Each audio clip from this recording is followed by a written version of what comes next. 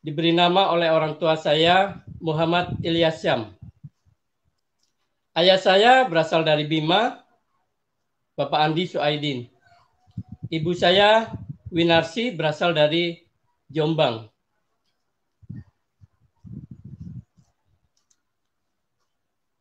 Ayah saya di Bima sebagai imam di sebuah masjid dan beliau juga sebagai kiai di sana pada saat kami tinggal di sana.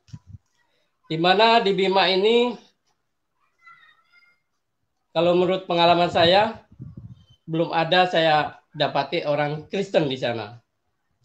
Di Bima ini ada dua suku, yaitu suku Dodonggo dan suku Dombojo. Saya sendiri adalah suku Dombojo. Suku Dombojo ini peranakan dari Makassar, Bugis, dan Bima. Sedangkan suku Dodonggo adalah suku asli dari pribumi orang Bima, Sumbawa. Nah, pada tahun itu di Bima saya tinggal bersama keluarga di rumah nenek saya, kakek dan nenek saya. Kami di sana tinggal dalam satu rumah karena rumah kami cukup besar.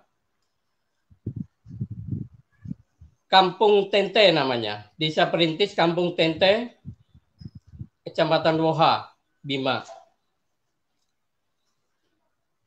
Di sana budaya yang seringkali dilakukan adalah dempa. Itu. Saya tinggal kurang lebih 2 tahun di Bima. Kemudian kami sekeluarga hijrah ke Tanjung Priok, di mana di Tanjung Priok itu ada saudara sepupu ayah saya, kakak sepupu ayah saya. Kami tinggal di sana dan menempati rumah di belakang rumah kakak sepupu saya. Saya di sana mulai rajin untuk mengaji di Langgar. Nah, di mana kehidupan saya sebagai seorang Muslim, tentu saja hari-hari kami usia remaja seringkali kami habiskan di musola atau di Langgar. Nah, saudara-saudaraku yang dikasih Tuhan, ayah saya bekerja sebagai usaha tukang gigi keliling dan selalu berpindah-pindah tempat. Di mana saya memiliki satu pengalaman menjadi seorang Muslim buat saya adalah sesuatu yang istimewa. Karena saya seringkali sesudah sholat ba'da maghrib, guru ngaji saya selalu memberikan tausiah. Selain mengajar ngaji, di mana menjadi seorang Muslim yang awal itu memang tidak mudah. Kita walaupun tidak mengerti artinya, kita harus bisa mengaji. Harus bisa membaca huruf hijaiyah. Jadi kalau kita mau mengaji, kita harus belajar membaca huruf hijaiyah. Huruf hijaiyah ini seperti alif, ba, ta, sa, jim, ha, ho, zal, zal, ro, ja, sin, swin, sod, do, to, do, ain, goin, wakof, kaf, lam, min, nun, waw, ha, lam, alif, amja, ja. Nah, ini harus dihafal dan harus dipahami supaya nantinya kita bisa mengaji. Saudara-saudaraku yang dikasih Tuhan, kehidupan kami di Bukateja, di Purbalingga, saya alami begitu sangat damai di sana. Saya mengalami sendiri begitu sangat damai. Apalagi kehidupan keluarga kami juga adalah kehidupan seorang Muslim yang taat. Kadangkala saya juga nyuruh adik-adik saya untuk giat mengaji. Saya pada waktu itu punya adik 2. Nah, pada saat itulah di mana dalam prinsip hidup saya pada waktu itu menjadi seorang muslim adalah menjadi pemeluk ajaran yang paling benar. Buat saya pribadi pada waktu itu. Karena di dalam surat Al-Imran ayat 19 dikatakan inna dina inda lahil Islam. Artinya tidak ada hanya Islam agama yang benar di sisi Allah. Jadi kami memiliki prinsip seperti itu. Begitu kuatnya iman Islam saya pada waktu itu.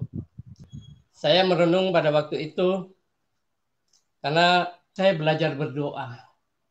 Belajar mengenal Tuhan. Yaitu mengenal Yesus. Sangat terkejutnya saya ketika itu uak saya mengatakan kepada anak-anaknya, Ilyas ini sudah kafir. Kalau orang sudah kafir ini dibunuh juga nggak apa-apa. Itu yang saya dengar dari uak saya. Perasaan saya merinding. Sepertinya saya mau menangis. Dalam hati, kok saya jadi begini gitu loh. Saya jadi orang Kristen aja belum. Saya baru percaya pada waktu itu. Percaya kepada Yesus. Dan saya sudah mengalami ancaman yang sangat menyedihkan buat saya secara pribadi. Rasa takut saya rasakan pada waktu itu. Karena saya semalaman itu tidak bisa tidur. Karena saya khawatir ada kakak sepupu saya yang menikam saya. Itu yang saya takutkan pada waktu itu. Haleluya, haleluya. Puji Tuhan, bagaimana kabar saudara hari ini? Kami berdoa saudara selalu dalam keadaan yang sehat dan tetap diberkati oleh Tuhan. Amin. Senang sekali kami dapat kembali menjumpai saudara untuk membagikan kabar-kabar sukacita, kesaksian-kesaksian hidup yang kami percaya dapat memberkati Bapak Ibu saudara-saudari yang terkasih di dalam Tuhan. Bapak Ibu yang kami kasihi dalam Tuhan, kami percaya bahwa perjuangan kita di dalam Yesus Kristus tidak akan sia-sia. Alkitab mengatakan jerih lelahmu, jerih payahmu di dalam Tuhan tidak pernah sia-sia. Bapak Ibu yang membagikan tayangan-tayangan kami kepada sekalian banyak orang, Bapak Ibu pasti diberkati oleh Tuhan karena kami yakin apa yang Bapak Ibu lakukan adalah menyebarkan Injil Kerajaan Sorga, memberitakan Injil Kerajaan Sorga. Bapak Ibu, kali ini saya ingin membagikan sebuah kesaksian yang hidup, yaitu mengenai anak seorang imam, seorang kiai, imam masjid di Pulau Bima. Bagaimana kisah ia mengenal Yesus Kristus, ya. Dia adalah seorang yang taat, seorang yang sangat fanatik, ya. Kita tahu bahwa Bima merupakan kota religi yang sangat kental dengan keagamaan di sana. Namun saudara-saudara, hal yang sangat sulit untuk kita bisa mengerti dengan pikiran kita. Bagaimana seorang pemilik, ya, seorang keluarga pemilik, cucu dari pemilik masjid dan seorang kiai ini bisa menerima Yesus Kristus. Bahkan ia dapat membawa satu keluarga ini percaya kepada Yesus Kristus. Saudara ingin mendengar kesaksiannya dan semoga kesaksian ini jadi berkat. Namun sebelumnya Bapak Ibu yang terkasih dalam Tuhan, kami sedang memulai kembali pembangunan gedung gereja serta pusat pelayanan penginjilan di kota kami. Sempat terhenti beberapa bulan oleh karena ada sesuatu, namun kali ini kami segera akan memulaikannya, ya. Karena itu Bapak Ibu yang tergerak untuk mendukung kami dalam dana, Bapak Ibu dapat menyalurkan bantuan dan donasinya di nomor rekening yang tertera di atas ini. Atas setiap bantuan Bapak Ibu kami berdoa Tuhan membalas dan memberkati, dan kiranya Tuhan membuka jalan berkat-berkat bagi Bapak Ibu saudara-saudari terkasih dalam Tuhan. Baik, sama-sama kita akan menyaksikan kesaksian yang luar biasa memberkati ini. Selamat menyaksikan. Shalom, selamat malam saudara-saudaraku yang dikasihi Tuhan Yesus Kristus. Pertama-tama saya mengucap syukur kepada Tuhan Yesus Kristus karena malam hari ini saya merasakan kebaikan Tuhan karena saya bisa hadir di tengah-tengah saudara-saudaraku sekalian. Saya ingin memberikan kesaksian perjalanan iman, di mana kesaksian ini bukan untuk membuat saya menjadi orang yang paling baik, tapi memberikan kesaksian adalah menceritakan tentang kebaikan Tuhan dan kemurahan Tuhan yang saya alami. Sampai saat ini saya masih merasakan kebaikan Tuhan. Puji Tuhan. Saudara-saudaraku yang dikasihi Tuhan Yesus Kristus, saya terlahir diberi nama oleh orang tua saya, Muhammad Ilyasyam. Saya lahir di Jombang, Jawa Timur, pada tanggal 21 April tahun 68. Ayah saya berasal dari Bima, Bapak Andi Suaidin.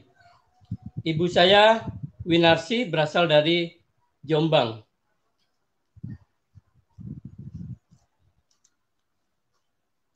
Ayah saya di Bima sebagai imam di sebuah masjid, dan beliau juga sebagai kiai di sana pada saat kami tinggal di sana. Awal cerita saya tinggal di Jombang. Saya masuk di sekolah SD pada tahun 1977, tepatnya di Desa Ngoro, Kabupaten Jombang.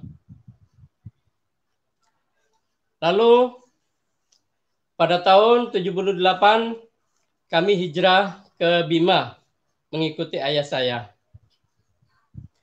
Kami di Bima melanjutkan sekolah kelas 2 sampai kelas 4 SD. Di mana di Bima ini, kalau menurut pengalaman saya, belum ada saya dapati orang Kristen di sana. Di Bima ini ada 2 suku, yaitu suku Dodonggo dan suku Dombojo. Saya sendiri adalah suku Dombojo. Suku Dombojo ini peranakan dari Makassar, Bugis, dan Bima. Sedangkan suku Dodonggo adalah suku asli dari pribumi orang Bima, Sumbawa. Nah, pada tahun itu di Bima saya tinggal bersama keluarga di rumah nenek saya, kakek dan nenek saya. Kami di sana tinggal dalam satu rumah karena rumah kami cukup besar. Kampung Tente namanya, Desa Perintis Kampung Tente, Kecamatan Woha, Bima. Di sana budaya yang seringkali dilakukan adalah dempa. Itu.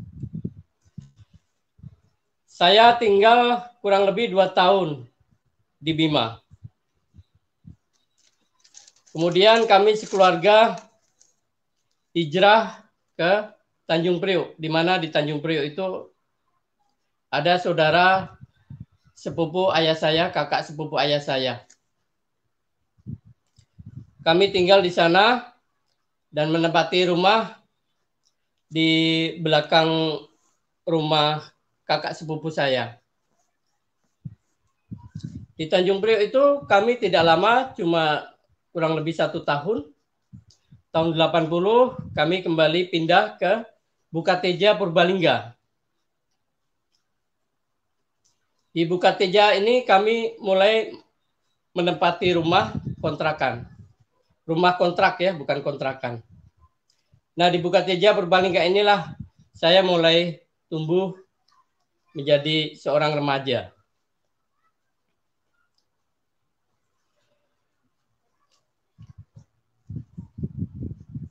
Saya di Bukateja karena kami selalu berpindah-pindah tempat, jadi sekolah juga seringkali terhenti. Akhirnya menunggu tahun ajaran, saya paling dewasa di sekolah waktu itu. Di Bukateja, saya tumbuh menjadi seorang remaja karena kami dididik secara Muslim oleh keluarga. Saya juga rajin ke musola, langgar ya, kalau di sana itu namanya langgar. Sampai usia saya kurang lebih 15 tahun, saya di sana mulai rajin untuk mengaji di langgar. Nah, di mana kehidupan saya sebagai seorang Muslim, tentu saja hari-hari kami usia remaja seringkali kami habiskan di musola atau di langgar. Nah, saudara-saudaraku yang dikasih Tuhan, ayah saya bekerja sebagai usaha tukang gigi keliling dan selalu berpindah-pindah tempat. Di mana saya memiliki satu pengalaman menjadi seorang Muslim buat saya adalah sesuatu yang istimewa. Karena saya seringkali sesudah sholat ba'da maghrib, guru ngaji saya selalu memberikan tausiah. Selain mengajar ngaji, di mana menjadi seorang Muslim yang awal itu memang tidak mudah. Kita walaupun tidak mengerti artinya, kita harus bisa mengaji, harus bisa membaca huruf hijaiyah. Jadi kalau kita mau mengaji, kita harus belajar membaca huruf hijaiyah. Huruf hijaiyah ini seperti alif, ba, ta, sa, jim, ha, ho, zal, zal, ro, ja, sin, swin, sod, do, to, do, ain, goin, wakof, kaf, lam, min, nun, waw, ha, lam, alif, amja, ja. Nah, ini harus dihafal dan harus dipahami supaya nantinya kita bisa mengaji. Saudara-saudaraku yang dikasih Tuhan, kehidupan kami di Bukateja, di Purbalingga, saya alami begitu sangat damai di sana. Saya mengalami sendiri begitu sangat damai. Apalagi kehidupan keluarga kami juga adalah kehidupan seorang Muslim yang taat. Kadangkala saya juga nyuruh adik-adik saya untuk giat mengaji. Saya pada waktu itu punya adik 2. Nah, pada saat itulah di usia-usia remaja, usia-usia saya 15 tahun itu, 15-16 tahun itu adalah usia-usia yang memang cukup dikatakan usia yang rawan ya. Boleh dikatakan usia yang labil. Nah, pengalaman saya ketika saya menjadi seorang Muslim, saya setiap selesai mengaji, kadang kami bersama teman-teman main ke masjid, sebuah masjid yang ada di alun-alun di Bukateja. Mungkin kalau saudara-saudara pernah ke Bukateja, di situ ada Masjid Agung. Disitulah kami bersama teman-teman seringkali berkumpul. Nah, kami kadang pulang agak larut malam. Sambil pulang kadang saya sendiri suka melewati toko-toko, ya, toko-toko orang Chinese. Ya. Di mana dalam prinsip hidup saya pada waktu itu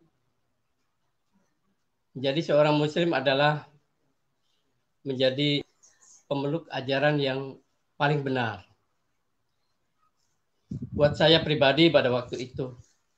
Karena di dalam surat Al-Imran ayat 19 dikatakan inna dina inda lahil Islam. Artinya tidak ada hanya Islam agama yang benar di sisi Allah. Jadi kami memiliki prinsip seperti itu. Begitu kuatnya iman Islam saya pada waktu itu. Dan ketika kami pulang dari masjid, kami seringkali bersama teman-teman itu melempari toko-toko orang Cina. Itu sesuatu pengalaman yang tidak pernah saya lupakan sampai saat ini. Nah, setelah kami berjalan di trotoar di pinggir jalan raya itu, kami hafal sekali di situ ada toko-toko orang Cina yang seringkali kami lempari. Dan ketika kami lempari ada anjingnya keluar. Kami tahu kalau orang Cina itu pasti bukan orang Muslim. Nah, saudara-saudaraku yang dikasihi Tuhan, ini adalah merupakan pengalaman-pengalaman yang tidak pernah saya lupakan pada waktu itu. Menginjak di tahun 1984, ibu saya mengandung adik saya yang terakhir. Adik saya yang paling bontot. Nah, kemudian ibu dirawat di sebuah rumah sakit di Purbalingga, yaitu Rumah Sakit Trenggiling. Mungkin sekarang rumah sakit ini tidak dipakai lagi. Dan konon kabarnya rumah sakit ini sudah tidak layak untuk dipakai. Di Rumah Sakit Trenggiling inilah ibu saya menjalani perawatan bersalin. Nah, singkat cerita ketika ibu saya sudah melahirkan adik saya yang paling bontot ini, ibu saya lemas, kehabisan darah, dan kami bingung semua. Suster dokter juga mempertanyakan bahwa ibu kekurangan darah. Kami cemas, kami mencari ke sana kemari, bahkan kenalan-kenalan ayah juga banyak sekali yang ingin mendonorkan darah, tetapi tidak ada yang cocok dengan darah ibu saya karena darah ibu saya darah O. Sepanjang hari kami mencari darah dengan pikiran yang begitu cemas karena ibu saya memang sudah lemas sekali, kehabisan darah. Nah, ketika kakak saya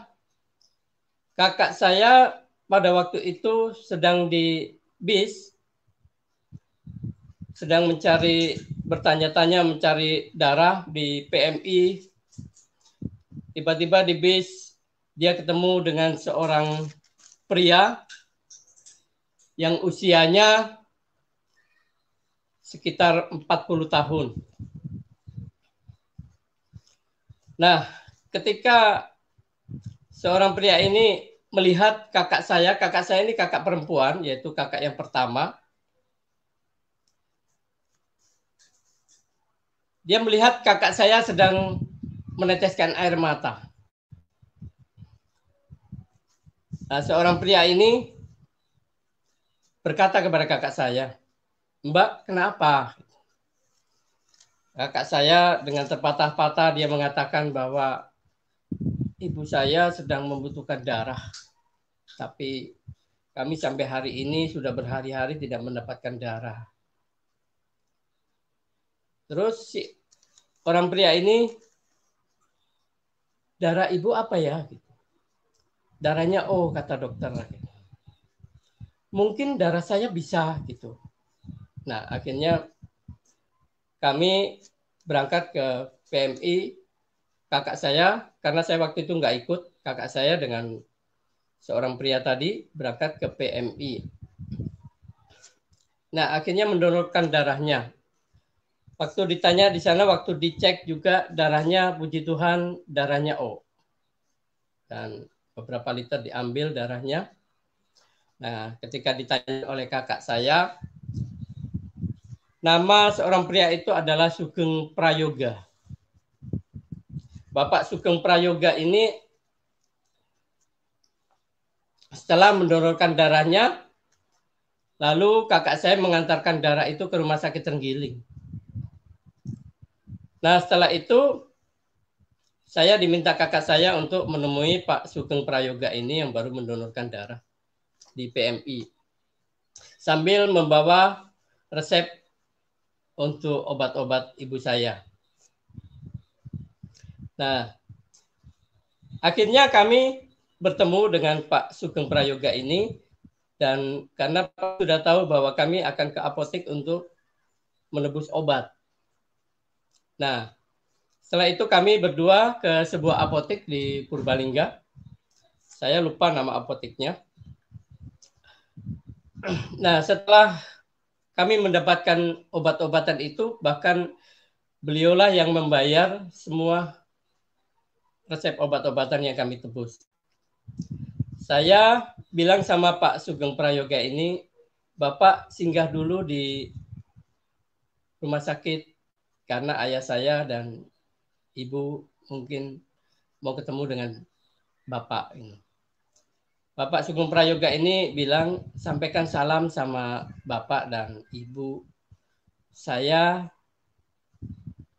ada waktu untuk pelayanan.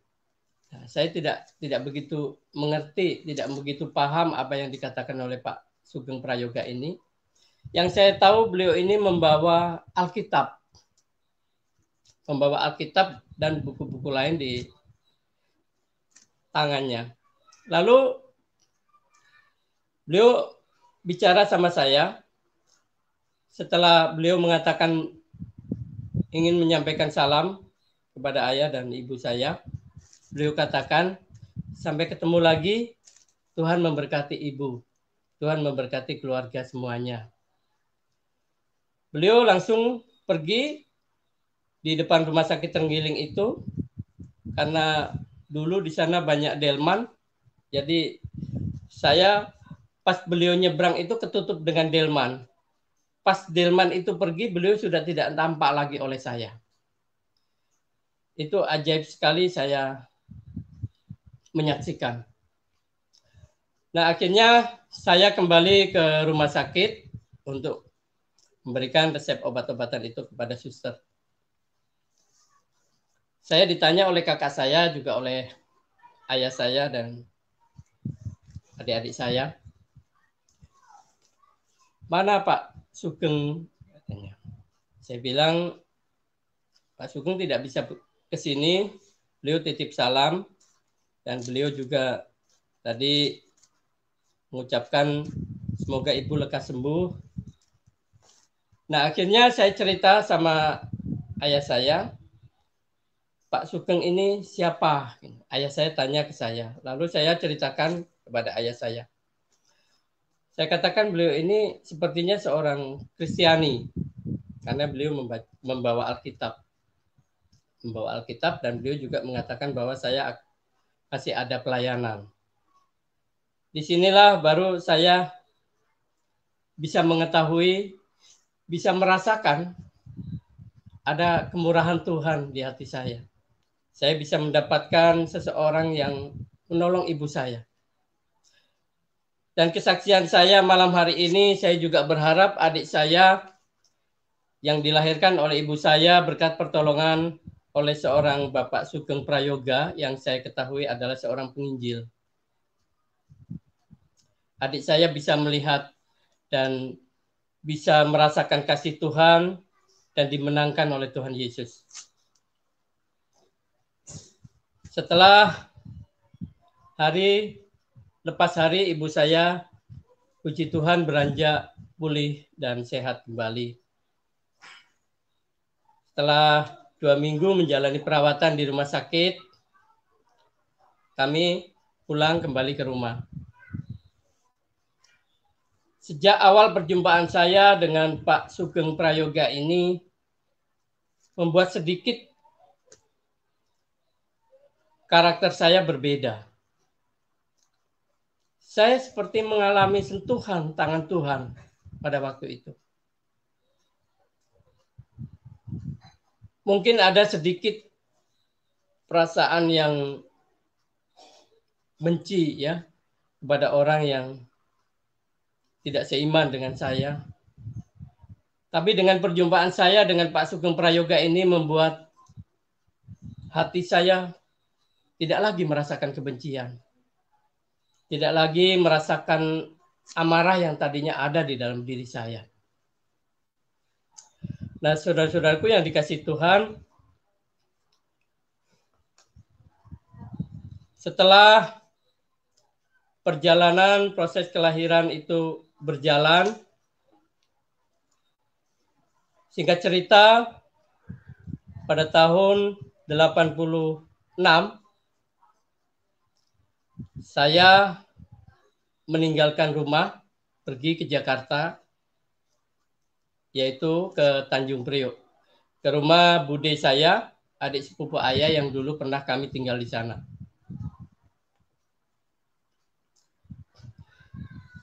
Saya berhenti sekolah waktu itu. Lalu saya mengikut bekerja dengan uak saya, yaitu di pasar ikan di Kalibaru waktu itu. Nah, kebetulan saya tinggal di rumah kakak sepupu.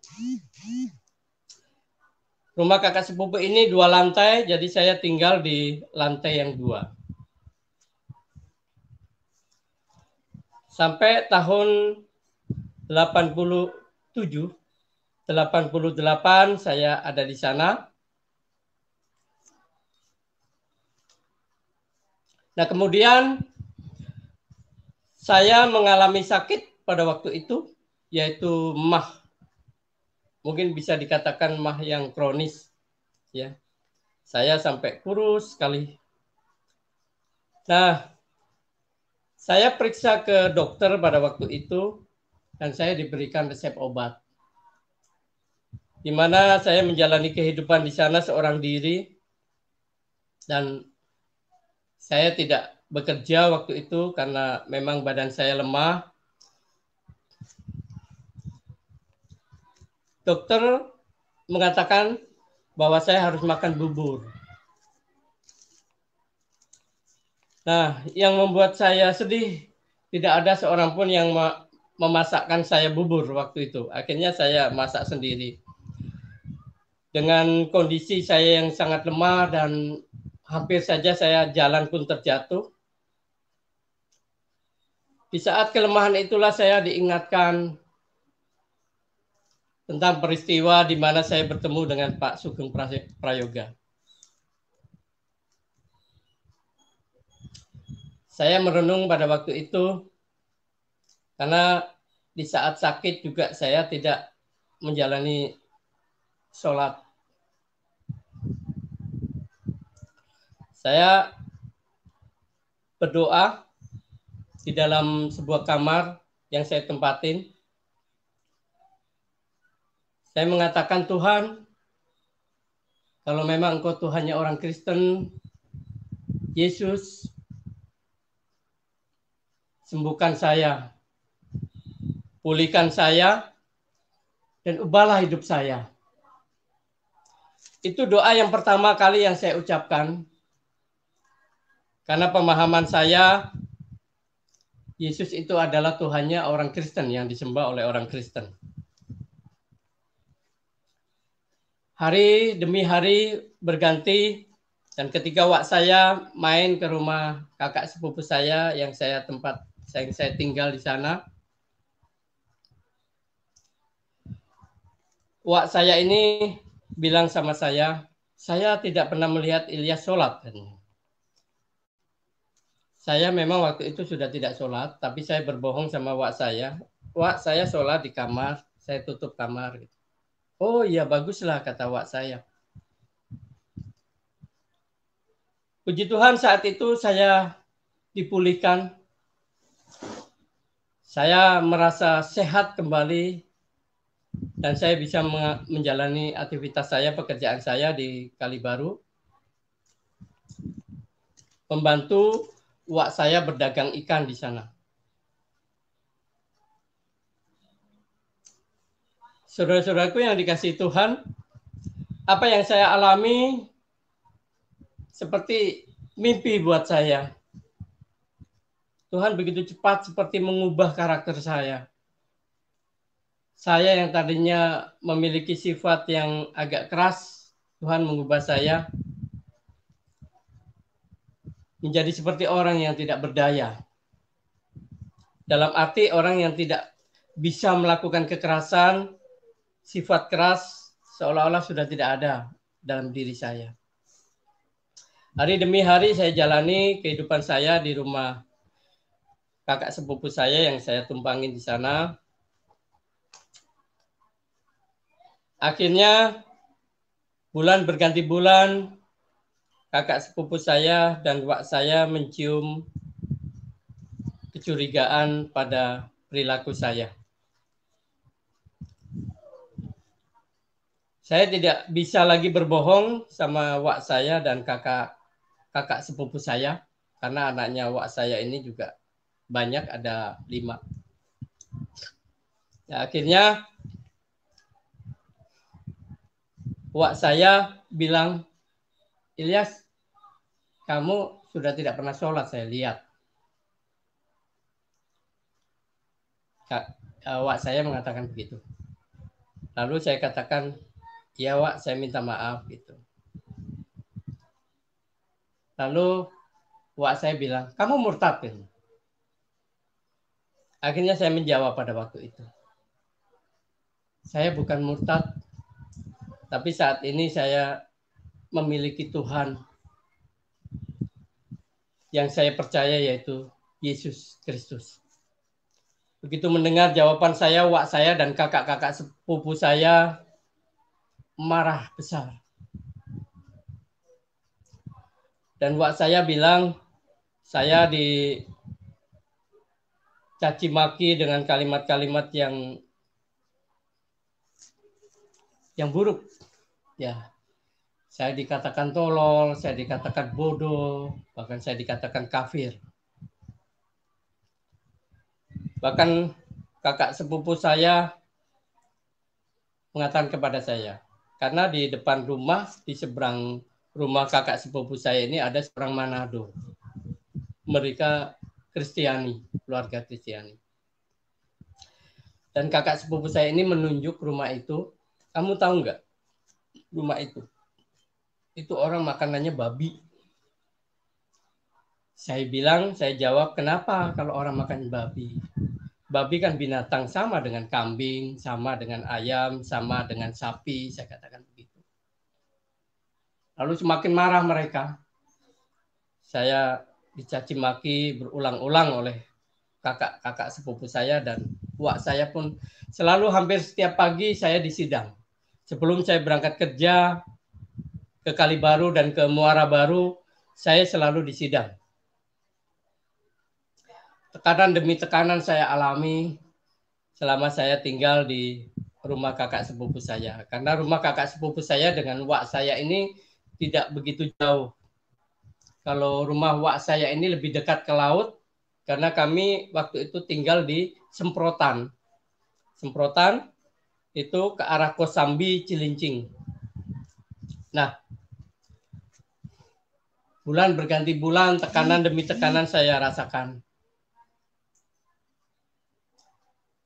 Akhirnya tibalah pada waktu itu bulan puasa, bulan Ramadan. Saya pun tidak menjalankan puasa. Apa yang saya lakukan di kamar, saya belajar berdoa, belajar mengenal Tuhan, yaitu mengenal Yesus. Akhirnya pada suatu malam, keluarga di bawah sedang berbuka puasa, buka bersama. Akhirnya mereka berunding di bawah. Saya waktu itu tinggal di atas dan tidak jauh dari rumah makan yang ada di lantai 1. Jadi karena pintu saya ini terbuka, jadi saya mendengar apa yang mereka perbincangkan di bawah. Setelah buka puasa mereka berbincang-bincang, dan sangat terkejutnya saya ketika itu wak saya mengatakan kepada anak-anaknya, Ilyas ini sudah kafir. Kalau orang sudah kafir ini dibunuh juga nggak apa-apa. Itu yang saya dengar dari wak saya. Perasaan saya merinding. sepertinya saya mau menangis dalam hati, kok saya jadi begini gitu loh. Saya jadi orang Kristen aja belum. Saya baru percaya pada waktu itu, percaya kepada Yesus. Dan saya sudah mengalami ancaman yang sangat menyedihkan buat saya secara pribadi. Rasa takut saya rasakan pada waktu itu. Karena saya semalaman itu tidak bisa tidur. Karena saya khawatir ada kakak sepupu saya yang menikam saya. Itu yang saya takutkan pada waktu itu. Nah, akhirnya pada suatu malam saya mengeluarkan pakaian saya dan saya masukkan ke dalam rangsel karena saya punya rangsel waktu itu. Akhirnya tanpa sepengetahuan uak saya dan keluarga dari kakak-kakak sepupu saya di situ, saya meninggalkan rumah beliau. Karena rasa takut itulah saya akhirnya kabur dari rumah kakak sepupu saya yang saya tumpangin pada waktu itu. Nah, saudara-saudaraku yang dikasihi Tuhan, saya mendapatkan alamat dari ayah saya bahwa ada adik sepupunya yang tinggal di Kalisari Cijantung, yaitu Bapak Dr. Andes Ismail. Beliau adalah kepala sekolah SMP 179 Kalisari, SMP negeri. Disitulah akhirnya saya tinggal pada waktu itu. Nah, saya tinggal pada waktu itu, om saya, Pak Ismail ini tidak tahu kalau saya memiliki pergumulan dengan pergumulan iman. Karena Pak Ismail ini juga seorang muslim yang boleh dikatakan seorang muslim yang taat. Di belakang kantor beliau, kantor kepala sekolah ini ada sebuah musola. Saya sering tidur di sana. Nah, akhirnya beliau menerima saya untuk mempekerjakan saya di sana sambil saya melanjutkan sekolah. Saya melanjutkan sekolah untuk kejar paket karena beliau memiliki yayasan yaitu Perguruan Tinggi Gajah Mada yang ada di Condet, yaitu tepatnya di Jalan Kayu Manis. Nah, saya ikut beliau, akhirnya saya dipekerjakan di sana sebagai TU di SMP 179 dan saya juga sorenya melanjutkan untuk bekerja di SMP SMA Perguruan Gajah Mada, Yayasan Perguruan Tinggi Gajah Mada yang ada di Condet. Sambil saya terus belajar untuk melanjutkan sekolah saya yang tertunda pada waktu itu. Nah, akhirnya tepat pada tahun 89 itulah Pak Ismail mengetahui keberadaan saya karena beliau tidak pernah melihat saya sholat atau sholat Jumat karena banyak guru-guru di sana yang muslim juga kalau setiap hari Jumat beliau juga sholat. Saya tidak bisa berbohong dengan Pak Ismail. Akhirnya beliau mengundang saya dalam bahasa Bima. Mai dohogdei. Itu dalam bahasa Bima artinya mari sini, duduk sini. Akhirnya kami ngobrol. Beliau bertanya ke saya, Ilyas, kamu tidak pernah sholat? Lalu pertama saya bingung menjawab. Kalau saya bilang saya tidak sholat, nanti beliau tahu saya sudah tidak muslim. Beliau pasti akan mengusir saya dari sini. Saya bilang terus terang sama beliau, saya sudah menentukan pilihan. Saya memanggil beliau ini Om. Kalau kami sedang ngobrol berdua, saya memanggil Om. Tapi kalau kami sedang tugas untuk TU, saya memanggilnya Pak. Nah, akhirnya beliau mengetahui kalau saya sudah tidak melakukan sholat dan saya ingin ke gereja. Beliau kaget waktu dengar saya ingin ke gereja. Beliau tidak bicara lagi sama saya. Setelah tahu, saya mengambil keputusan untuk menjadi seorang Kristen. Lalu beliau pulang ke Bima, pada waktu itu memang mau lebaran. Beliau pulang ke Bima. Dan dari Bima saya mendapatkan surat dari ayah saya.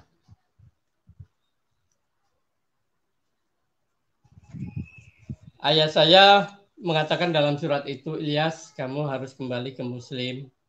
Karena di sini nenek sudah tahu semua, kakek sudah tahu semua, keluarga di sini sudah tahu. Bahkan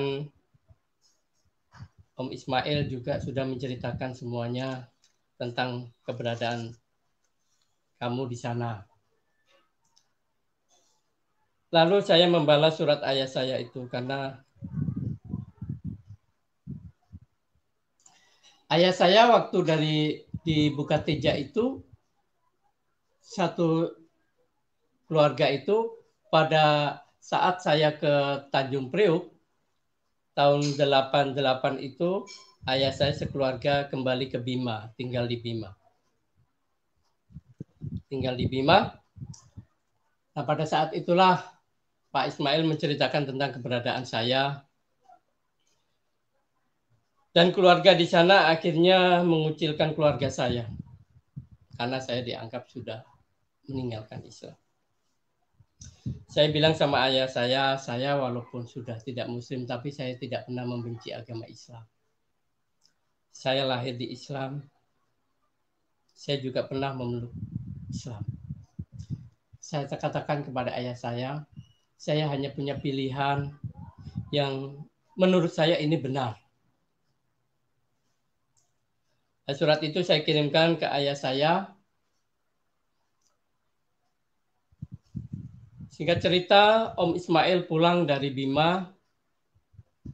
Seperti biasa kalau dari Bima itu membawa madu. Saya dipanggil ke kantor pada waktu itu. Kami bicara 4 mata. Pak Ismail memohon, ini pesan dari nenek, kalau kamu masih mau diakui sebagai cucu, kamu harus kembali menjadi Muslim. Lalu saya sudah menjawab surat dari ayah saya beberapa hari yang lalu dan saya katakan, ini sudah menjadi keputusan saya, sudah menjadi keputusan bulat, saya sudah memilih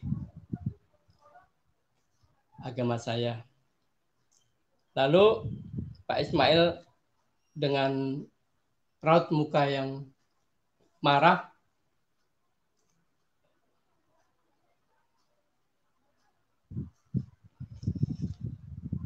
beliau bilang ke saya, kalau kamu tidak kembali ke Muslim, kamu sudah tidak diakui menjadi cucu.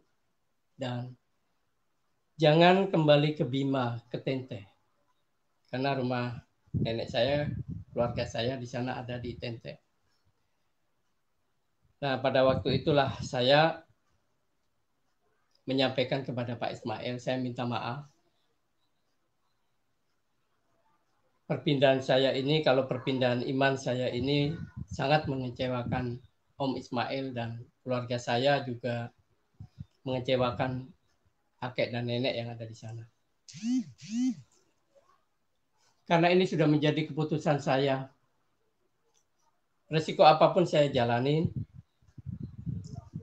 Dan sikap Om Ismail sudah berbeda ketika sudah mengetahui bahwa saya tidak kembali menjadi Muslim.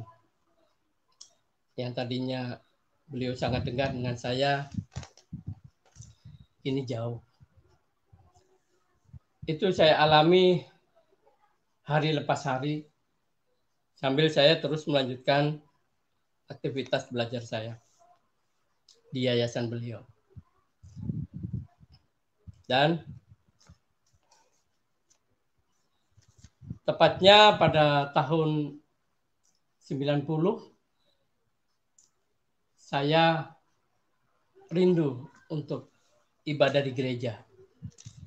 Kebetulan di TU saya, di TU di SMP 179 itu ada seorang Batak yang biasa dipanggil Pak Pasaribu. Mungkin Pak Pasaribu bisa mengarahkan saya bagaimana caranya saya bisa beribadah di gereja. Akhirnya Pak Pasaribu sama saya. Karena Pak Pasaribu ini nggak tahu kalau saya ada pergumulan iman saya dan saya sudah mengambil keputusan untuk menjadi seorang Kristen, jadi seorang pengikut Yesus. Saya mau ke gereja, Pak. Untuk apa ke gereja? Itu jawaban Pak Pasaribu dengan logat bahasa Bataknya. Saya mau ibadah. Bukan di sana tempatnya orang Islam beribadah. Iya sudah Pak, terima kasih. Akhirnya saya menghampiri seorang guru namanya Ibu Masliana. Beliau sudah almarhum dan beliau inilah saksi perjalanan iman saya. Beliau juga seorang dari Batak dan saya katakan ke beliau, Bu, saya bisa nggak beribadah di gereja? Oh bisa, boleh. Akhirnya saya cerita ke beliau kalau saya sudah mengambil keputusan Bu untuk ikut Yesus. Saya ingin menjadi seorang Kristen. Nah akhirnya Ibu Masliana ini mengarahkan saya. Ilyas kalau mau ke gereja, di dekat sini ada gereja Immanuel namanya. Kalau kamu mau jalan terus itu di Cibubur sebelum lampu merah, pas di pertigaan ini di seberang ada gereja namanya gereja GKP Yeruel Cibubur. Di mana saya pertama kali minggu pertama saya tidak banyak bertanya lagi, akhirnya saya jalan ke sana naik mobil. Sampai di belum menyeberang jalan, kami masih ada di sini karena gereja itu letaknya di seberang jalan.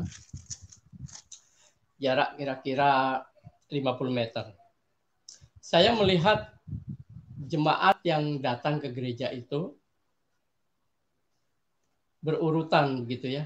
Jadi seperti orang ngantri gitu satu-satu. Setelah sampai ada seorang petugas di pintu gereja yang ya saya nggak tahu waktu itu.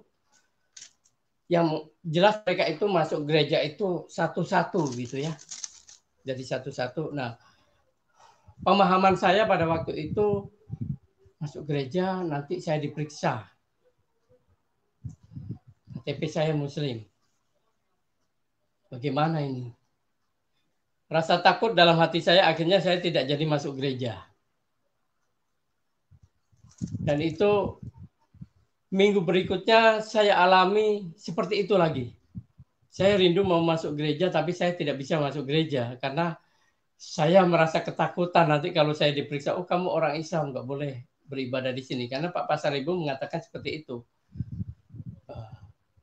Bukan tempatnya orang Muslim beribadah di situ. Jadi saya takut gitu. Jadi ketakutan saya ini setiap hari Minggu saya hanya memiliki rasa ketakutan nanti saya diperiksa di sana, ditanyain macam-macam. Akhirnya saya malu. Akhirnya saya nggak jadi masuk gereja lagi. Itu minggu kedua. Terus saya setiap malam itu pagi saya rindu pengen baca Alkitab. Akhirnya saya bangun pagi-pagi jam 4 subuh. Saya pergilah ke Senen waktu itu. karena saya belum punya Alkitab. Nah, sampai di Senen, masih pagi, saya lihat ada orang kaki lima yang jualan buku-buku di pinggir-pinggir terminal waktu itu. Nah, orang yang jual buku-buku itu, di situ buku yang dijual adalah buku Islam. Ada Al-Quran, ada hadis, dan lain-lain. Nah, saya tanya sama penjual, saya duduk mendekati si penjual buku ini. Pak, ada kitabnya orang Kristen atau tidak? Oh, ada. Mau perlu berapa? Enggak, saya mau perlu satu saja. Harganya berapa? Harganya 4.000. Waduh, mahal sekali. Karena waktu itu memang uang segitu mahal. Saya tawar, akhirnya sampai 3.000 dikasih lah itu Alkitab. Alkitab itu warnanya merah. Dan pas saya buka di situ ada tulisan tinta merah tidak diperjualbelikan. Saya juga agak heran ketika saya membeli Alkitab. Saya bilang kok ini pedagang jual kitab Quran juga kitabnya orang Islam juga kitabnya orang Kristen gitu kan. Akhirnya saya bungkuslah Alkitab itu dengan koran dan saya masukkan tas kresek. Seperti dengan sukacita saya pulang membawa Alkitab. Wah, saya sudah nggak sabar ingin baca Alkitab. Sesampainya saya di kantor, saya membaca Alkitab. Waktu itu hari Minggu. Ya, hari Minggu pagi. Saya membaca Alkitab masih pagi. Membaca Alkitab. Dan karena Alkitab itu kan ada Alkitab perjanjian, ada perjanjian lama dan perjanjian baru. Saya baca lebih dulu yang perjanjian baru, yaitu kitab Matius, Markus, Lukas, Yohanes. Saya baca, hampir setiap malam saya baca. Saya bisa memahami Alkitab, yaitu Injil perjanjian baru ini. Saya baca, saya nggak sampai 2 atau 3 hari membaca kitab Matius, Markus, itu cepat sekali. Saya baca.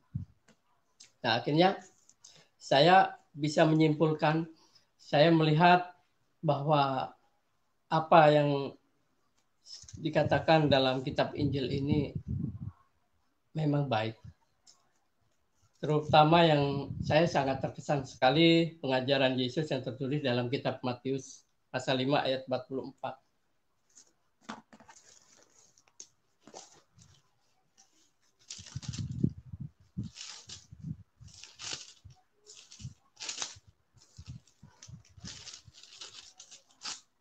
Yang berbunyi demikian, kata Yesus, tetapi aku berkata kepadamu, kasihilah musuhmu dan berdoalah bagi orang yang menganiaya kamu. Saya membaca ayat ini menangis. Kenapa sosok Nabi ya, kalau dalam Muslim saya dulu menyebut Yesus itu adalah Isa, adalah Nabi, bukan Tuhan. Sebegitu baiknya perintahnya, ajarannya. Musuh pun harus dikasihi. Dan kita harus mendoakan orang yang memusuhi kita. Berarti orang jahat pun harus kita doakan.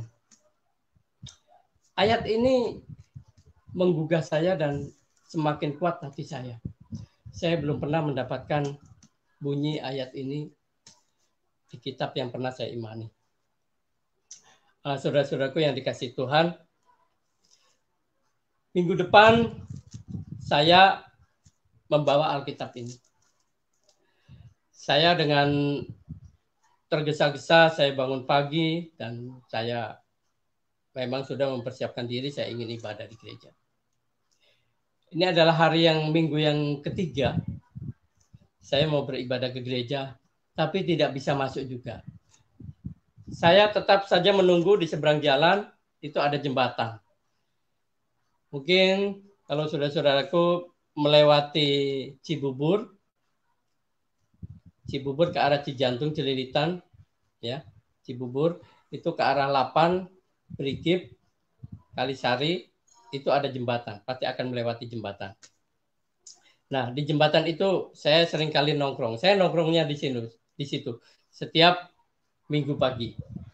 Nah, dengan keinginan yang luar biasa saya ingin beribadah, tapi rasa takut itu kembali menghantui saya. Bagaimana nanti saya ketahuan gitu loh. Kan ini tempatnya orang Kristen beribadah gitu. Sedangkan saya pengen beribadah gitu. Akhirnya saya nggak bisa. Itulah minggu yang ketiga itulah saya belum bisa. Akhirnya saya katakan saya memberanikan diri untuk bertanya kembali kepada Ibu Masliana, seorang guru di SMP 179. Ibu, kalau ke gereja itu diperiksa apanya? KTP atau apa gitu? Oh, enggak diperiksa. Cuma disalamin, nanti sesudah disalamin dibagi warta. Itu namanya warta jemaat gitu. Nanti dikasih lembar warta itu. Warta itu di situ ada jadwal-jadwal pelayanan-pelayanan gereja. Oh, saya baru tahu. Berarti nggak diperiksa? Enggak diperiksa, masuk saja. Pokoknya ikutin aja, masuk. Akhirnya minggu berikutnya, yaitulah menjadi minggu yang keempat, akhirnya saya memberanikan diri untuk masuk dan saya menyeberang. Akhirnya sampai di depan gereja itu saya mengantri di belakang jemaat yang lain dan masih ada lagi yang mengantri di belakang saya. Saya berpikir begini, kok mau ibadah rapi begini ya gitu ya. Itu pengalaman pengalaman pertama yang saya alami ya. Karena saya baru pertama kali ini saya menjalani ibadah ini. Akhirnya pas sampai itu petugas yang ada di pintu itu, "Salam, selamat pagi." Selamat pagi. Saya nggak tahu salam itu apa. Akhirnya saya dikasih lembaran. Dengan rasa ketakutan saya mau ditanya apa lagi ini. Tapi tidak ditanya, silakan masuk. Nah, akhirnya saya takut. Saya rasa ketakutan, saya duduknya paling belakang. Pojok paling belakang itu, saya kalau ibadah itu duduknya paling belakang, paling pojok. Disitulah saya mendengar khotbah pendeta. Kedamaian saya rasakan sekali di situ. Saya rasakan sekali kedamaian. Jujur saya pertama kali masuk gereja, benar-benar saya rasakan. Hati saya seperti disiram air. Sejuk gitu ya. Begitu puji-pujian yang saya nggak tahu. Puji-pujian itu mereka memuji Tuhan. Mereka sebelum khotbah biasanya ada puji-pujian yang mereka nyanyikan. Itu rasanya menyentuh, tapi saya nggak hafal lagu-lagunya itu. Tapi lagu-lagu gereja itu lagu-lagu gereja. Kalau sekarang sih sudah nggak asing lagi, kidung-kidung jemaat atau kidung-kidung agung yang lain. Nah, setelah itulah minggu pertama kali saya menjalani ibadah di sebuah gereja dengan sukacita. Saya pulang sampai di SMP itu setiap hari libur saya manfaatkan untuk membaca Alkitab. Baca Alkitab. Boleh dikata kalau di Islam itu saya kitab Perjanjian Baru itu saya belum menjadi orang Kristen, saya sudah khatam, sudah baca kitab Wahyu, terutama kitab Matius, Markus, Lukas, Yohanes itu saya baca terus berulang-ulang. Banyak ayat-ayat yang menggugah hati saya dan semakin kuat merubah hati saya untuk lebih percaya kepada Tuhan Yesus. Ya, dalam kitab Yohanes 14 ayat 6 di situ Yesus mengatakan, "Akulah jalan dan kebenaran dan hidup. Tidak ada seorang pun sampai kepada Bapa kalau tidak melalui aku." Saya bilang ini petunjuk. Inilah jalan. Jadi ini menguatkan saya. Memang ketika saya belajar, ketika saya mempelajari Alkitab, yang yang sulit untuk saya mengerti pada waktu itu tentang Tritunggal, konsep Tritunggal, Trinitas yang seringkali diucapkan oleh orang-orang Kristiani di gereja dalam nama Bapa, Anak, dan Roh Kudus. Ini yang masih sulit untuk saya mengerti. Tapi terlepas dari itu semua, saya merasakan bahwa ada Tuhan di dalam diri saya yang menyertai kehidupan saya pada waktu itu. Nah, ini saya alami tahun 90 dan sampai tahun 91 saya masih tinggal di SMP 179. Nah, ketika itu gereja kami pindah di Jalan Tipak. Nah, akhirnya kami ke sana, beribadah di sana.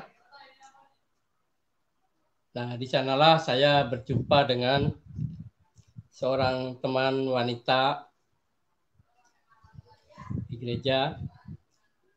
Dan saya agak malu-malu karena saya belum punya teman di sana. Belum punya teman gereja. Saya ditegur oleh seorang wanita itu yang sekarang menjadi istri saya. Nah, seorang gadis ini menegur saya begini, Mas, jemaat baru ya, katanya gitu. Lalu saya jawab iya gitu. Karena pemahaman saya memang jemaat baru karena saya dari Muslim gitu kan. Karena saya masih Muslim gitu kan. Itu pemahaman dalam hati saya. Nah, kalau pemahaman si gadis ini, saya katanya pindahan dari gereja mana? Berarti saya masuk situ adalah jemaat baru gitu. Akhirnya kami saling tidak memahami. Nah, hari demi hari, minggu kemudian, di minggu yang akan datang kami bertemu lagi, dan akhirnya kami semakin akrab karena sering bertemu di gereja. Nah, akhirnya usai ibadah itu, seorang gadis ini bilang ke saya, tanya ke saya, Mas tinggal di mana? Oh, saya nggak punya rumah gitu. Lah, tinggalnya di mana? Saya kerja sebagai TU pembantu di sebuah SMP di Kalisari. SMP mana itu? SMP 179 Kalisari, SMP negeri. Terus tinggalnya di mes. Ya sebenarnya ada mes di sana, tapi saya lebih suka tidurnya di kantor gitu. Loh, kenapa di kantor gitu? Karena di kantor itu kepala sekolahnya om saya sendiri, jadi saya punya lemari khusus di situ untuk menyimpan bantal, sarung di situ untuk tidur saya waktu malam. Akhirnya saya mencoba basa-basi untuk menawarkan, Mbak mau main ke tempat saya. Oh ya boleh main gitu. Akhirnya mau main. Tempat saya akhirnya bincang-bincang ya. Yang awalnya gadis ini nggak tahu kalau saya itu seorang yang dari Muslim gitu ya. Akhirnya saya cerita terus terang saja. Mbak, saya dari Muslim gitu. Oh, dari Muslim. Akhirnya kaget ya, akhirnya tahu dari Muslim. Ya itulah akhirnya karena saya senang sekali saya punya teman walaupun wanita gitu. Dia seorang berasal dari Jawa, Kebumen. Akhirnya kami semakin hari kami akrab, yaitu dia seringkali menghubungi saya lewat telepon kantor karena pada waktu itu belum ada handphone, jadi dia telepon kadang lewat telepon yang ada di pinggir jalan itu yang pakai koin itu. Telepon saya, apa kabar? Gitu. Akhirnya kami sering kali komunikasi lewat telepon dan minggunya kami ketemu. Nah, saudara-saudaraku yang dikasih Tuhan, ini adalah pengalaman yang sungguh luar biasa saya rasakan. Nah, ketika itu saya sudah semakin akrab dengan gadis ini, akhirnya kami menjadi teman dekat ya, katakanlah pacar. Ya, akhirnya saya Mbak ini tanya ke saya, Mas, dari Muslim sudah dibaptis gitu. Belum, saya baptis itu gimana gitu. Saya kan nggak tahu gitu. Akhirnya Mbak ini bilang harus katekisasi gitu. Namanya belajar gitu. Saya bilang belajar apa gitu. Belajar tentang kekristenan itu apa gitu. Nanti katekisasi ini nanti kayak orang sekolah, jadi seminggu sekali entah berapa hari sekali nanti baru nanti baptis dan sidik, baptis dewasa dan sidik. Saya baru tahu di sini kalau menjadi seorang Kristen itu juga harus baptis dan harus sidik, ya, pengakuan iman. Akhirnya saya mendaftar, diantar oleh teman saya ini yang sekarang menjadi teman dekat saya dan menjadi istri saya. Akhirnya singkat cerita, saya menjalani katekisasi selama kurang lebih 1 tahun. Dari mulai awal tahun 91 sampai tahun 92. Tahun 92 itulah saya banyak hal ilmu yang saya pahami tentang kekristenan, terutama pemahaman secara alkitabiah. Saya merasakan tuntunan Tuhan, kasih Tuhan dalam perjalanan hidup ini. Saya semakin mengubah karakter hidup saya yang lama. Akhirnya di tanggal 12 April tahun 1992 saya dibaptis dan sidi bersama dengan 21 orang remaja dan pemuda pada waktu itu. Nah, inilah rasa sukacita pertama di mana saya mengaku iman saya dan saya merasakan bahwa saya memang sudah menjadi seorang Kristiani yang sesungguhnya. Nah, saudara-saudaraku yang dikasihi Tuhan, saya bisa merasakan bagaimana perjalanan iman saya dari mulai awal saya menjadi seorang Muslim dan saat ini saya menjadi seorang yang percaya Yesus. Saya memang waktu itu dari mulai tahun 86 sebelum saya ke Jakarta, saya memang sudah tidak pernah mengaji. Saya hanya menjalankan rutinitas sholat aja pada waktu itu. Jadi kalau dihitung dari masa pertobatan saya tahun 92 sampai saat ini sudah kurang lebih 28 tahun. Saya sudah menjadi seorang Kristiani. Di mana aktivitas saya saat ini menjadi seorang pelayan Tuhan, karena memang janji saya, nazar saya pada waktu itu, Tuhan saya ingin seperti Sugeng Prayoga. Beliau seorang penginjil, seorang pelayan Tuhan. Dan puji Tuhan sampai hari ini saya dimampukan Tuhan untuk melayani orang-orang yang rindu akan kebenaran Kristus. Dan pelayanan saya lebih ke arah memberitakan kabar baik Injil kepada semua orang. Kepada siapapun yang merindukan kebenaran, saya rindu untuk berbagi pengalaman iman, saya rindu untuk memberitakan Injil kebaikan Tuhan yang saya alami. Nah, saudara-saudaraku yang dikasihi Tuhan, inilah sekelumit kisah saya, di mana Tuhan merubah hidup saya melalui proses yang begitu panjang. Saya merasakan kebaikan Tuhan, proses yang begitu panjang dari mulai saya mengenal seorang pengikut Kristus di tahun 84 sampai prosesnya menjadi panjang sampai tahun 87, 88. Akhirnya itu menjadi pergumulan iman saya. Saya belajar terus memahami kebenaran Tuhan, pengajaran Kristus sampailah pada saat saya dibaptis dan sidi. Nah, ini menjadi satu wawasan saya, pengalaman saya yang sangat luar biasa. Mungkin tidak akan bisa terulang lagi pengalaman seperti ini. Dan puji Tuhan, hari-hari saya, singkat cerita, keluarga saya pada waktu itu ingin ke Jakarta. Akhirnya keluarga saya tinggallah di Purwakarta. Kebetulan kakak perempuan saya, suaminya membeli sebuah perumahan di Purwakarta. Tahun 90 kakak saya dari Rempoa, Ciputat pindah ke Purwakarta, Gria Mukti, dan membeli rumah perumahan di sana karena suaminya bekerja di Indorama.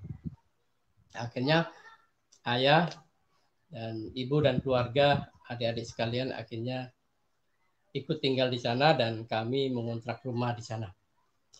Nah, saudaraku yang dikasih Tuhan, hubungan saya dengan keluarga saya, terutama dengan ayah saya, dengan ibu saya, baik-baik saja. Mereka sudah memahami apa yang menjadi pilihan saya karena saya memang mereka anggap sudah dewasa.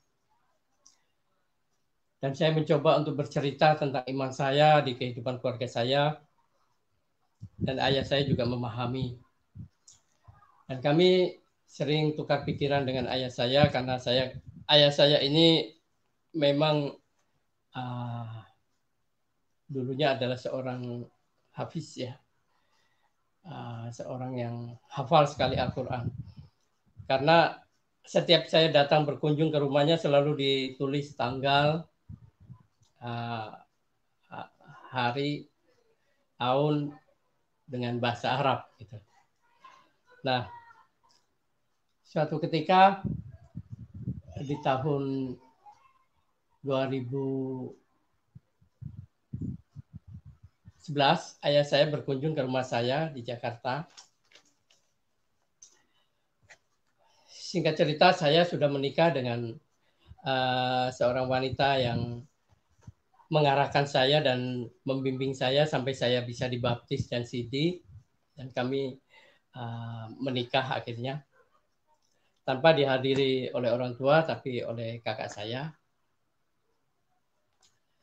Nah, ayah saya tahun 2011 ini berkunjung ke rumah saya dan beliau bercerita ke saya tentang keimanan Kristen ya. Beliau sangat memahami karena memang beliau ini orang yang tidak fanatik. Akhirnya saya juga bertukar pikiran tentang iman, bahwa saya katakan kepada ayah saya, ya saya mengambil keputusan ini karena saya percaya bahwa hanya Yesus yang mampu menyelamatkan saya. Dan ayah saya pada waktu itu sedikit senang mendengar saya bercerita tentang iman saya, gitu. Tentang pengalaman saya yang saya ceritakan kepada ayah saya. Akhirnya mengawali tahun 2012 itu, ayah saya menderita sakit. Dan di saat sakit itulah ayah saya rindu untuk ketemu saya. Dia suruh adik saya, Yuni, untuk menelpon saya. Pada waktu itu ayah saya sudah kritis sakitnya. Dan saya harus datang ke sana. Tahun 2012 pada waktu itu saya datang ke tempat ayah saya.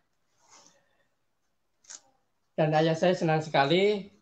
Saya biasa masuk rumah, saya katakan shalom. Dan ayah saya merasa senang di tengah kelemahan karena beliau sedang sakit. Beliau memeluk saya. Saya bisa merasakan ya, ada yang dirindukan oleh ayah saya. Saya sedih pada waktu itu karena melihat kondisi ayah saya sudah kurus, dan saya bilang sama ayah saya, ayah, kita nanti sesudah kita mati, kemanakah kita?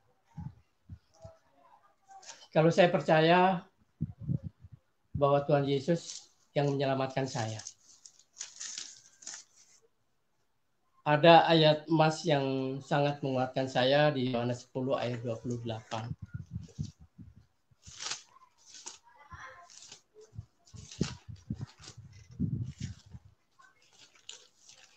Yohanes pasal 10 ayat 28.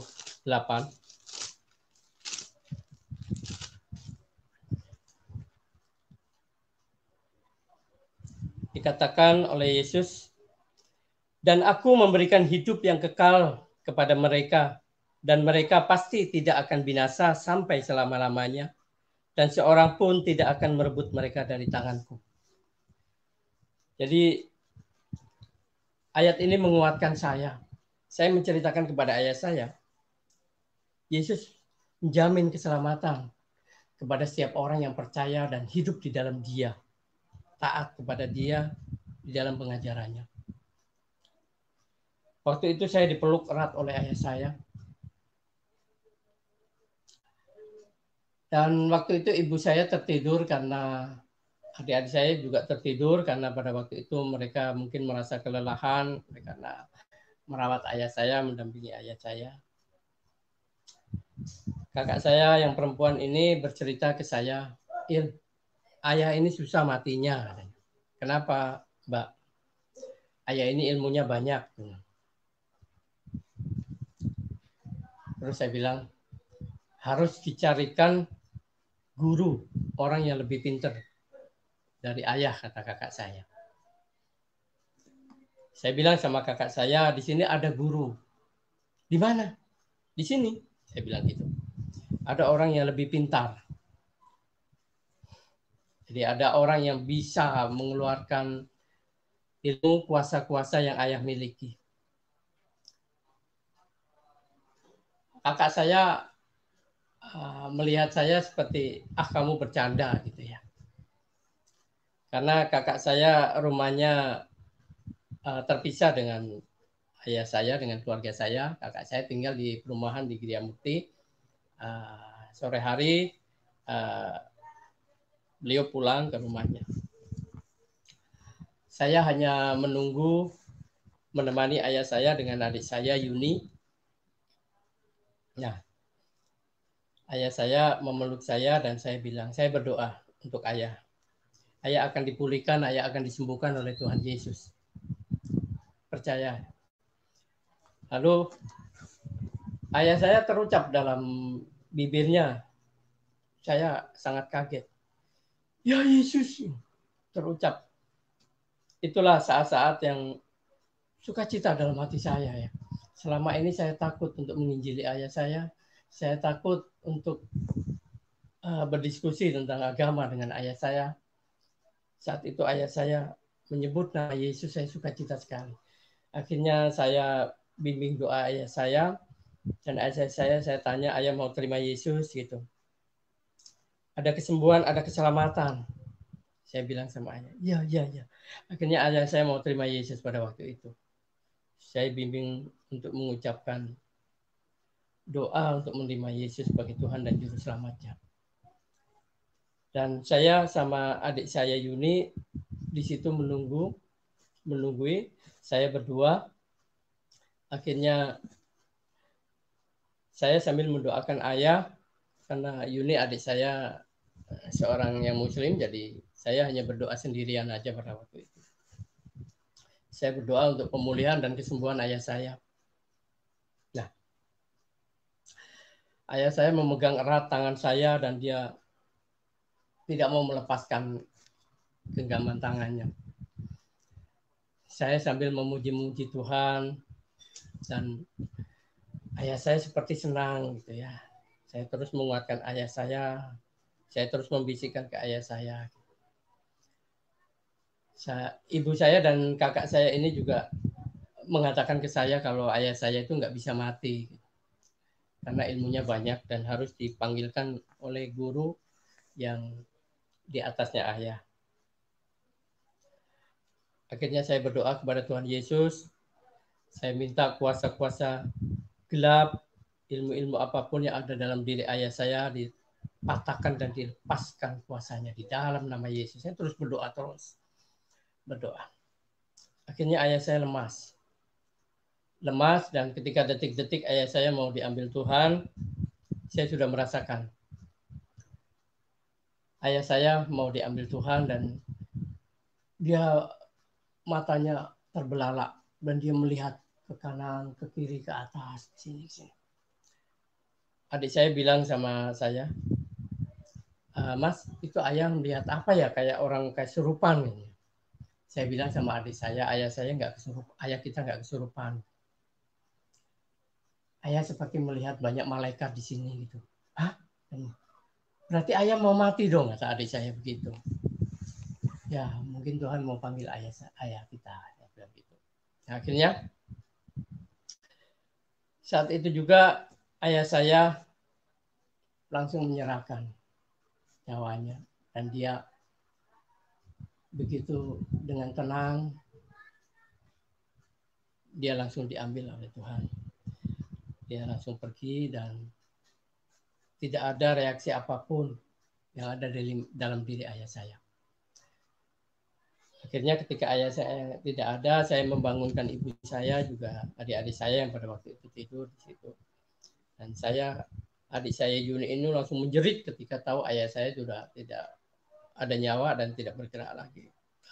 Langsung menangis. Kami menangis, kami semua menangis. Ibu saya bilang, oh, ayah udah nggak ada, kata ibu saya.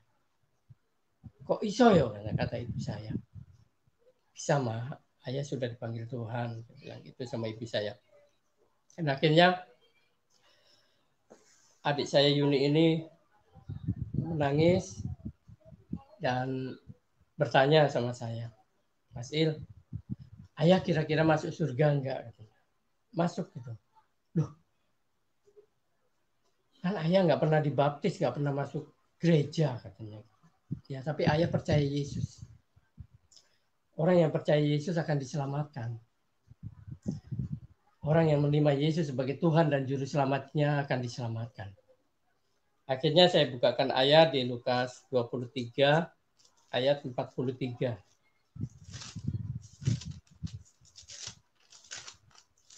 Lukas pasal 23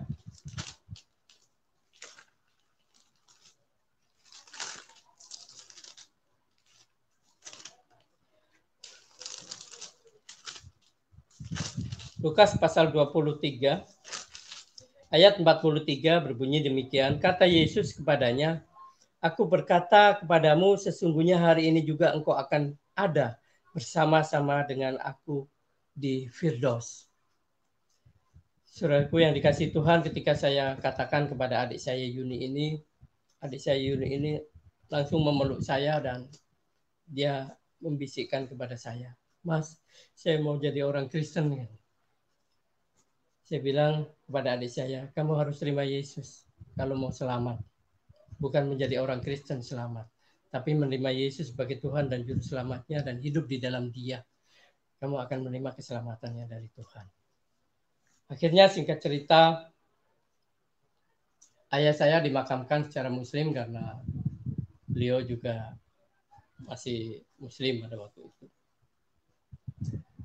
Dan hari demi hari akhirnya adik saya Yuni ini menelpon saya, Mas, gimana caranya saya menjadi orang Kristen gitu. Jadi peristiwa yang dialami adik saya Yuni ini hampir sama juga dengan saya.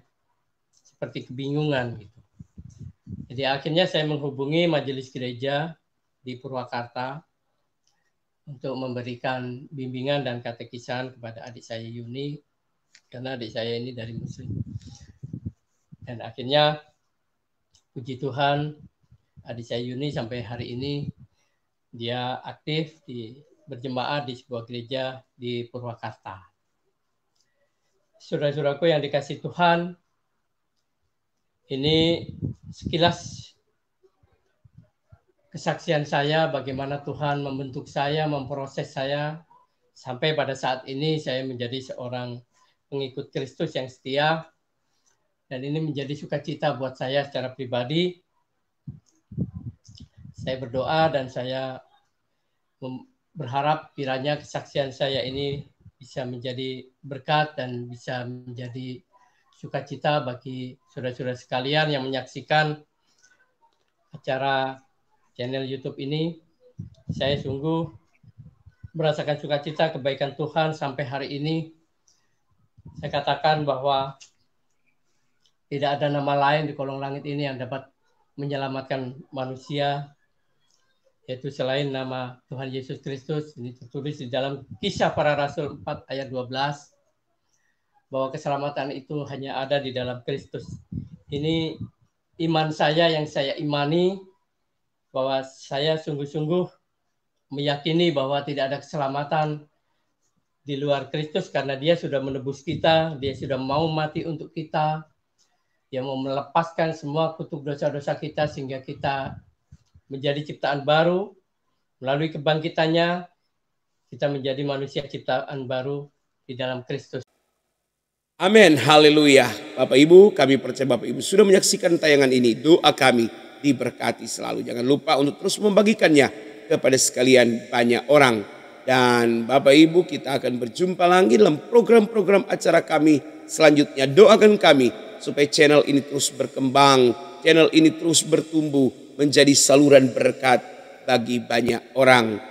Like, share, dan komen adalah hal yang baik untuk bisa mendukung channel kami.